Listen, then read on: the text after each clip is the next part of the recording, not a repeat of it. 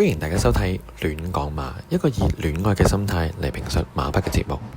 Hello， 大家好啊！又嚟到呢個先拔頭籌專登第一場啊！咁啊，又見到嗰個安迪克嘅資訊啦。咁上次打比賽日，咁佢就冇貼第一場，而貼打比嗰場，咁最後好唔好彩啊？唉，佢嗰隻有目共賞俾登咗。咁啊，佢唔貼嘅話，其實都我覺得隻馬都有機會。咁啊唔緊要啦，咁啊繼續啦，咁啊嚟緊第一場佢又貼翻呢個叫頭威頭勢第一場，咁啊又係講到好多隻馬，咁啊講到好多隻馬都唔中嘅話，咁其實都大家要值得諗諗。咁今次佢呢隻馬都應該好難登到啦啩，叫做星運浩騰係一隻後上嘅馬，咁啊次次見佢泥地後上追一段，咁啊零零舍嘅跟住追得嚟，咁啊泥地都係啱嘅。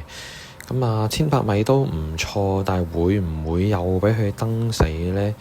咁真係唔知啦。咁佢就講咗連贏3重彩膽就貼呢隻。咁跟住佢講嗰啲咩位置 Q 膽啊、4重彩雙膽啊，甚至咩其他咩重心啊就冇嘅。咁可能都驚啊。咁我自己兜翻呢，咁全勝者上一次其實有飛嘅。咁泥地你話啱唔啱，其實就唔知。咁但係幕後都有信心，同埋啲飛都近。咁我覺得呢隻嘅話呢，都可以我自己嘅叫連贏3重彩膽啦。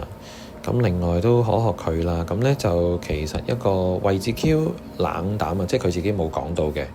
咁一隻叫滿載歸來啊。咁其實呢隻馬大家留意下呢，過往泥地嘅表現都唔錯㗎。咁呢，咁雖然香港個泥地賽事佢冇跑過，但係睇翻佢試閘啊，同埋以往嘅走勢呢，呢隻馬應該係啱泥地嘅。咁啊20幾分，咁冇理由收埋㗎。咁就我覺得佢都係搏盡㗎啦。咁所以提供一隻冷馬叫滿載歸來。咁究竟係滿載歸來先呢，定係佢隻星運浩騰先啊？